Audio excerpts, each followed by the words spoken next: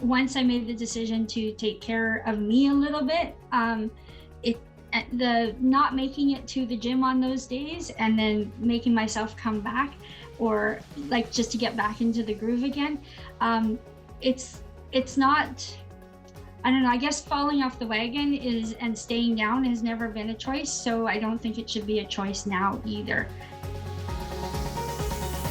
All right, well, I'm here with Tanya Domshy on the Carla Rand Show, and Tanya and I, we actually met a long time ago because I needed first aid or something. So I came to your house and you taught me CPR, I believe. So that was my first exposure to you. And then I think we kind of had talked once or twice, maybe. And then you kind of reached out to me more recently and said, hey, Carla, I'd like to start working out more and get some consistency. Would you be able to train me? So now I've been training you. And so we see each other often and we talk and we chat. And hearing your story and watching your determination, Tanya, made me think, I want to hear your story. I want other people to hear it because it's very inspiring. So welcome to the Carla Rand Show. Thanks for being here. Well, thanks for having me. I'll be honest, I don't think anything is so inspirational about me or anything. To me, it's just all normal and just keep going forward with life. I don't ever, I don't find anything great or significant about it, but it's kind of neat to be on the show with you. Yeah, well, it's nice. It's nice to hear, like that I see maybe something that you don't see, and that's often the case, right? So why don't we'll talk a bit more about your story, but first of all, can you just tell us, like, where did you grow up and a little bit about kind of your family, your schooling, that kind of thing? So I was born and raised in Edmonton. Lived there majority of my life. About, I don't know, around 7 years old or so, my parents actually split up. So my mom remarried. So we have a blended family. So I have a half brother and half sister, and I have two stepsisters. And then there's my sister and myself. Let's see, my mom was gone a good majority of the time. My dad was always a phone call away and always close by. I don't know really what else to say. I've had, I don't know, I guess my dad and I are extremely close. My dad's priority has always been his kids. So he's kind of always coordinated everything that's sort of had to happen in my life, everything from going to a normal school, because when I was born with a cleft lip and cleft palate. And when I started school back then, schools didn't allow kids in a normal school with special needs. Even though I wasn't truly special needs, I still had a speech impediment. And my dad actually was one of the first people to fight to have me in a normal school. He said, there's nothing wrong with her brain, so she needs to learn like every other kid. And I mean, that definitely had its challenges, but I'm grateful that he did it. So I was able to move a lot more forward in life because of it. I don't know, I ended up living on my own quite young. I ended up with my first son's father, was with him for 4 years, and he ended up in a motor vehicle accident, ended up being a frontal lobe brain injury. So I was a single mom. That was kind of interesting because my first son was born also with a cleft lip and palate. So every cleft is different. I required 16 surgeries on my face. My oldest, who is now 30, he's had 23 surgeries on his face. Then 10 years later, I married again and I had two more children, and they both are clefts as well, but they have cleft palates, not cleft lips. So different types of surgeries again. Those things go on until anywhere from, the big stuff is over about 16, and then there's small local anesthetic stuff till about 21, 22 years old. But I ended up being a single mom again, and I moved out to Whitecourt about 17 years ago, and about 13, almost 14 years ago, I moved here to Edson, and probably I'm not going to leave because I ended up marrying again, and who I met then I'm still with. So this 13 years later and we're still under the same roof. So I Nice. think I'm here to stay. Nice. Well, thanks for sharing that. So why do you have to have so many surgeries? So for people that don't understand what it's like, how come you have to have 16 surgeries and your son 23? Like, what's that all about? So a lot of people think when you watch like Operation Smile on TV that it's like one surgery to fix a cleft. But with a cleft palate, your scar tissue doesn't grow. So you actually have surgery in stages for it to be more effective, to allow for your speech to work properly, for you to swallow properly, eat, breathe properly, and also so it hopefully doesn't affect your hearing too much, because lots of cleft palates also lose at least some degree of hearing. And that's only because your palate actually repressurizes your ears. So if your palate doesn't work, then it doesn't repressurize your ears. So then damage can happen to the eardrums. So you're having stages occur based on the amount of work that has to be done. So like for myself, I was a unilateral. That means the cleft is only on one side of my face, where the hole was literally from my nose, my whole nose was open, my lip, and all the way to the back of my throat. Whereas my son, his was a bilateral, so his lip was open and attached to his nose actually, and he had no roof to his mouth at all. There was no components, so he required more work to actually create an entire palate.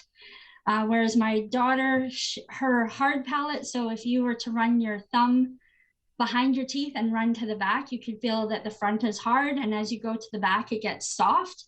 My daughter's soft palate was all that was affected. And my youngest one, his palate is actually all intact, but his epiglottis actually has the cleft. So he ended up with aspiration pneumonia lots. We actually almost lost him twice, but he's doing great now. He's like 18 and he's independent, and really nobody would ever know any of my kids have really been through anything. So how does those surgeries affect a person? Because, you know, most people might have 1 or 2 surgeries tops in their life. So to have that many surgeries, I mean, you know, how do you think it affects you? Obviously, it's normal for you, but give us a little bit of an idea of what it's like for you as a kid, but then also for going in with your kids, and how often you had to, how do you have to kind of change your life and the structure of your, I guess, your months, weeks, whatever, in order to accommodate for all those surgeries? Like, what does that look like? Well, to me, it's normal. I don't know any different. My kids don't really know any different. It's funny to hear people make comments like, oh my God, your poor kids, because they've had to have so many surgeries. I'm like, they don't know any different. They're fine. They don't feel, oh, poor me. I guess there would be stretches like when I worked in the hospital, I would work an excessive amount of hours, so that depending which facility I was in, I could either bank hours or I would bank extra pay, like any of my overtime, so that when my kids would have surgeries, I could afford to take that time off and be with them from start to finish.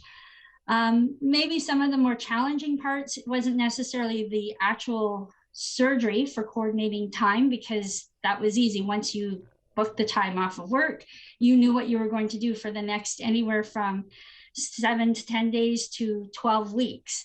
But it's all the stuff before that and all the stuff after that, because before each surgery, you're usually seeing a handful of specialists. So usually you're seeing an audiologist or an ENT, your pediatrician, the GI specialist, because it affects your whole digestive system.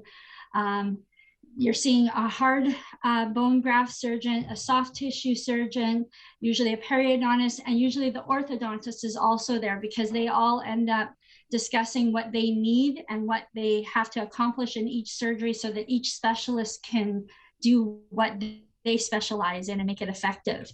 So to book 7 different appointments before and 7 different appointments after, and sometimes a big 2-day appointment where you see everybody in the facility for a different type of assessment, that can be a little bit more challenging, because work doesn't always understand all of those components. What do you mean you need another day off for another doctor's appointment? Yeah, and you're a nurse, right? Yes. Yeah. So you're a nurse. You're working in the hospital then at that time? I was, yes. Yeah. Yeah, but your job has shifted. Okay, so you worked in the hospital. Now you're kind of doing your own thing. So what happened there? How come it shifted? I developed an anaphylactic reaction to latex and Nsaids. Nsaids are all like aspirin-based type products. So I ended up having such a severe reaction that I ended up with pericarditis, which is swelling on your heart and your lungs. I ended up on steroids for about 13 months because usually the treatment for pericarditis is an aspirin product, and I couldn't take that. So it was a really long kind of recovery. Kept trying to sort of get back on my feet, but you'd be so short of breath that, you know, I'd make it to work for a day and I'd be so short of breath that I'd go back home. The first 3 months I lived in a recliner. So when that happened, it became dangerous to actually work in the hospital. If somebody walked into the hospital with a bouquet of balloons, let's say, I would instantly become a patient. So, and latex is everywhere. So it's really hard to control your exposure to that. And each time you have a reaction, you end up having a worse reaction the next time because you develop more antibodies. So your reaction is bigger and faster and worse than the time before. So So tell me, like, what are some, because I mean, when you told me this before, I was really surprised. So what are some things that you're allergic to that most people are going to think, okay, latex gloves and, you know, maybe balloons and a handful of other things, but it's a lot more to it. oh yes, it can be on phone cases. So like you said, balloons, people don't think about like rubber bands. So if you order a package from Purelator or Amazon, so Purelator delivers or Amazon, somebody else always has to open the box because if there's an elastic band, I could be instantly be taken to the emergency room. My gosh, some of the stuff in like a physiotherapy room or taking my kids to the orthodontist became very difficult, or a dentist. There's latex literally everywhere in those environments. There was I even can't some even think of all the fruits. things. Wasn't there Yes. fruits or something? Yeah. So kiwi is on that list. I do react to the kiwi so far. Potentially at some point I could end up reacting to like tomatoes and bananas because they're also in that category, but they kind of tell you to stay away from like all exotic fruits. So I stay away from like the kiwi and the papaya, like stuff like that, because I believe all of those are in the same category. So I stick more to like the berries. If I'm going to have any fruit, melons are okay so far anyway, not that I've heard anybody reacting to it. So fruits are probably the most challenging food. Mm-hmm. But other than that, I don't know. And to me, it's because it's been so many years like that. Myself and my kids are so conscientious of the environment that you automatically look for things. So like, let's say at Halloween, for example, I'm not usually the person to go shopping in Walmart because there's anybody that has like the rubber gloves or the rubber masks, like for the Halloween costumes, if one of the kids goes running by with one and it makes contact or there ends up being powder in the air, I end up going to the emergency room. So it just becomes part of your normal life that you're careful. I watch what stores I go to in because some of them use balloons for advertising. So you just learn to watch your environment very carefully. But I don't even notice that I do it anymore. It's just so much of a part of it. Okay, so you went and started your own company. So tell us a little bit. What's the name of the company and what do you do with it, Tanya? So my company is Safety Logic Service Provider Corporation. We are located on Main Street down at the bottom, so towards First Ave. In Edson, Alberta. It is in Edson, Alberta. We do, oh my gosh, such a huge variety. So we do like pre-employment medicals, audios, mask fit testing, COVID testing. That's some of the in-clinic stuff. We also do things like custom earplugs, training courses. So your first aid course, H2S Alive, fall protection, fire extinguisher use, wildlife awareness. Some of those are kind of fun courses too, because you actually get to do some hands-on stuff.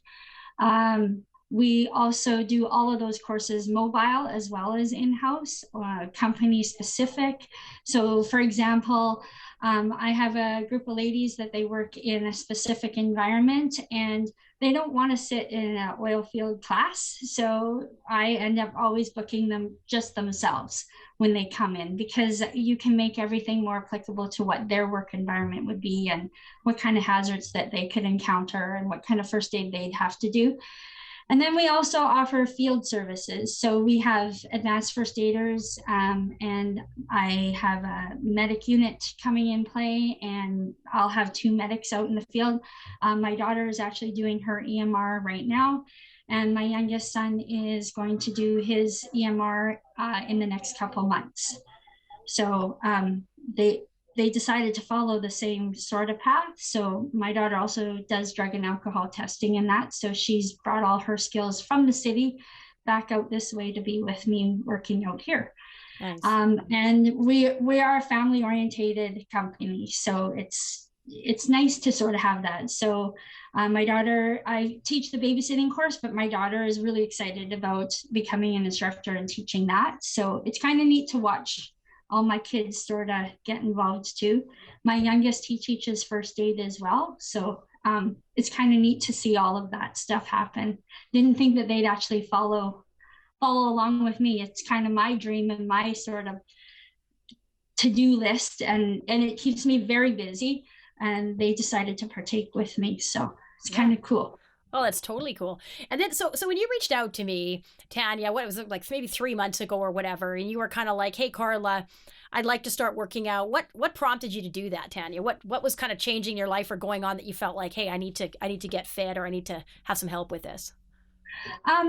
After having such a severe anaphylactic reaction, and then a number of reactions over the years, and being on steroids on and off to keep your breathing under control, you put on a lot more weight when you're on steroids. And as you get older, it gets harder to get that weight off. Moving around is challenging sometimes, and I just didn't like how I was physically feeling anymore. And it was, I just in a little bit better of a place where I could sort of maybe give myself some TLC, which usually I'm taking care of everybody else. So it was just time to reach out for me. Mm-hmm. And what do you like the most about it? So, when you first started, we were kind of going through things and, okay, form. And so now we're starting to add more weight and more like movement, mobility. And so I'm watching you, and it's like, you're lifting way heavier, you're doing way more stuff. Actually this morning, you did 4 sets of 8 reps of dips, tricep dips on the bench, right? Like you did, Yeah. you were doing bench press and like pressing a lot of weight. How does it feel to get stronger and to start seeing some progress? Actually really exciting, because when it wasn't that long ago that we did first meet, and I could barely get up and down from the floor. At least not, I know most people wouldn't have noticed, but I felt it, and it was difficult to move around.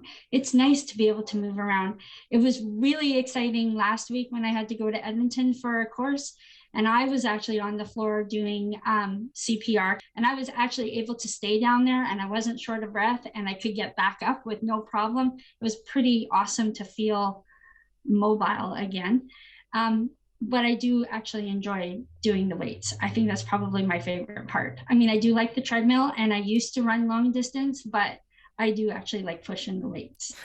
And you're strong, and you have good form. And so it was so fun to kind of be able to start pushing you harder, right? And then you had some injuries too, Tanya. Like it hasn't been just a nice linear sort of cakewalk, right? You've had injuries with your shoulders. So we've had to be really creative on how do we, work those muscles, but not exacerbate the problem. And it's very frustrating for you because, one side is a lot stronger than the other because you're always sort of favoring that left side.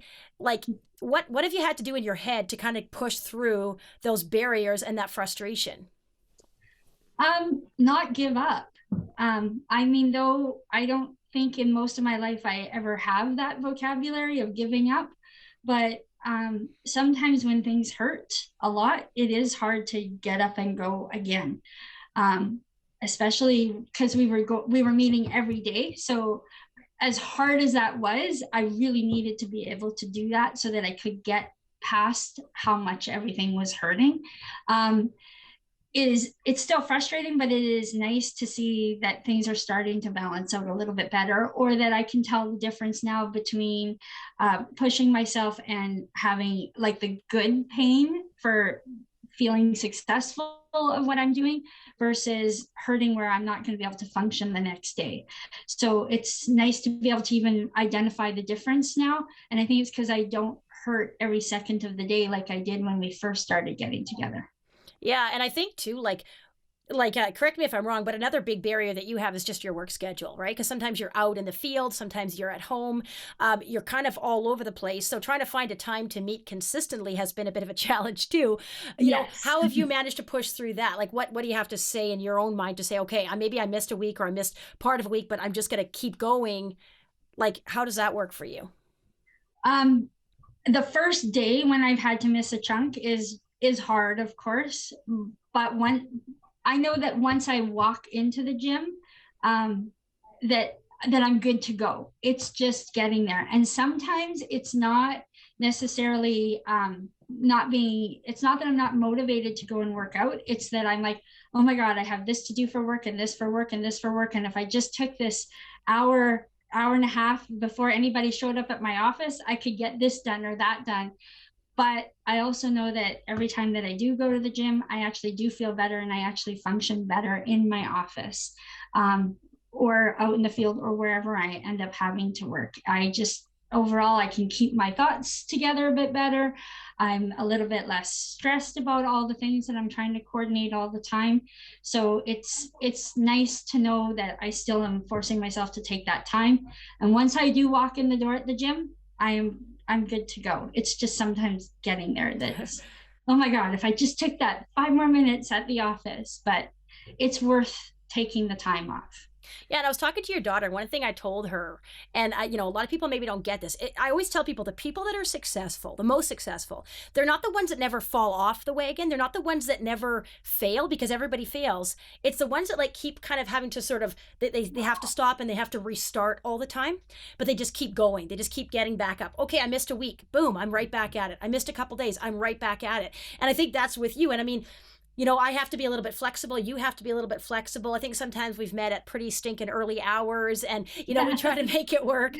But I think it's like, we just keep going. You just keep going. And often like, when you first had to quit there for a bit, I can't remember you were away or whatever. Yeah. And I was like, oh, I wonder if she's going to come back, because a lot of people don't, they quit and then they just can't get going. And so when you were like, hey, I'm ready to go again, I'm like, sweet. Like, that's what it takes. You know what I mean? Like, that's what it takes. And your schedule you're totally swamped. You have so much work to do.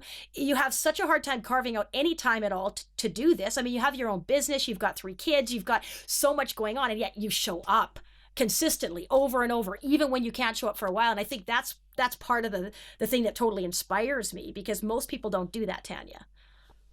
Well, but you know what, again, I think that once I made the decision to take care of me a little bit, the not making it to the gym on those days and then making myself come back, or like just to get back into the groove again, it's not, I don't know, I guess falling off the wagon and staying down has never been a choice, so I don't think it should be a choice now either. Might as well just keep doing what I've been doing for just about 50 years now. So it's kind of important to just keep going. And I will say it helps that my kids have noticed a big change too, and they are quite encouraging. So even like Mackenzie's been in the city doing school for the EMR course, but my son has come into the office and done a couple extra things for me so that I could have just a little bit of extra time.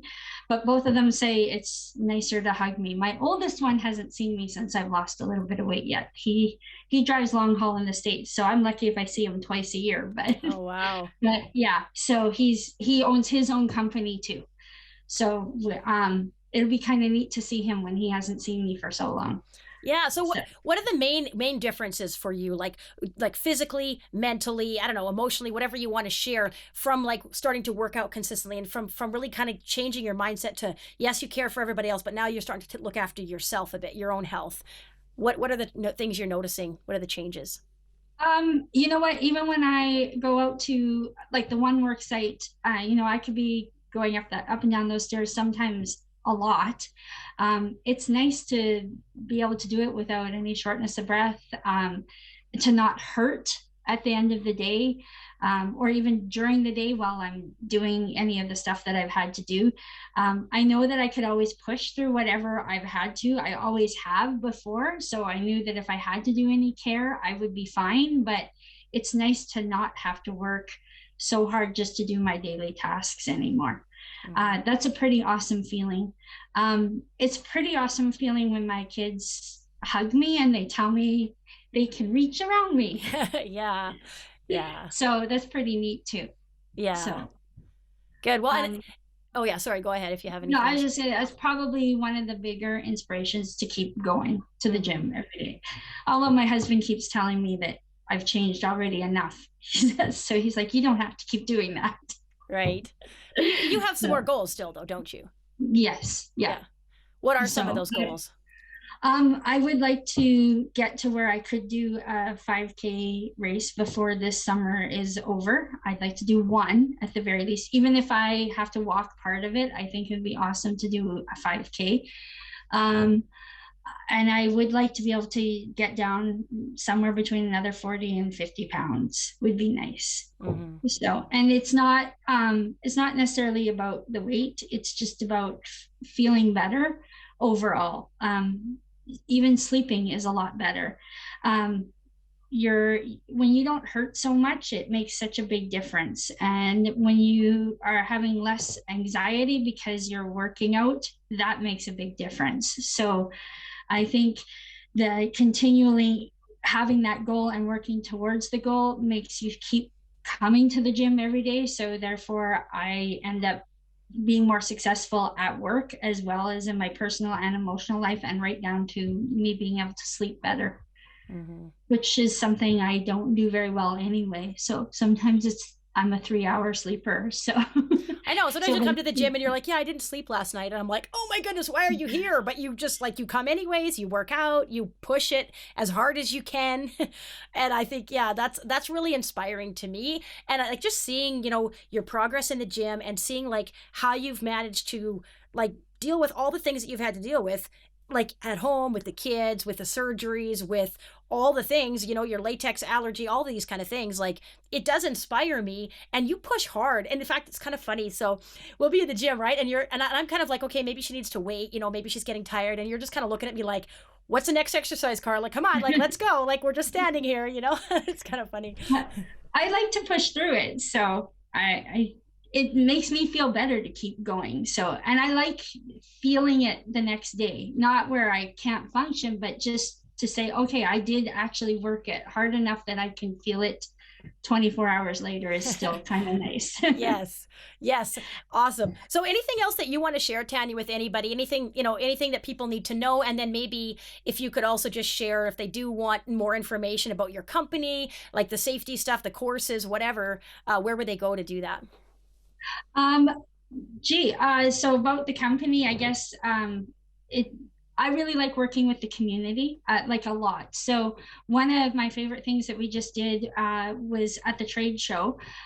We ended up, before the trade show, I went down Main Street and talked to some of the companies that weren't going to be able to be at the trade show and asked if they would still like to have some kind of way to participate, because money's been tight for everybody.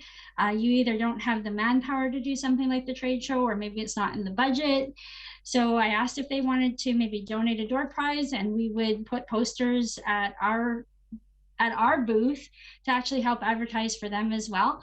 And that was so much fun. So we ended up having an additional 7 door prizes. But it was so neat to communicate with all the other companies and to communicate with all the people. I really enjoy that.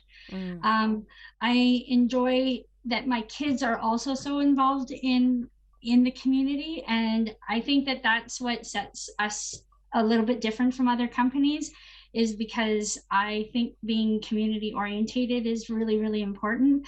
I have some people that come and see me very specifically because of some other challenges that they have, whether they're physically having a challenge for doing a first first aid course.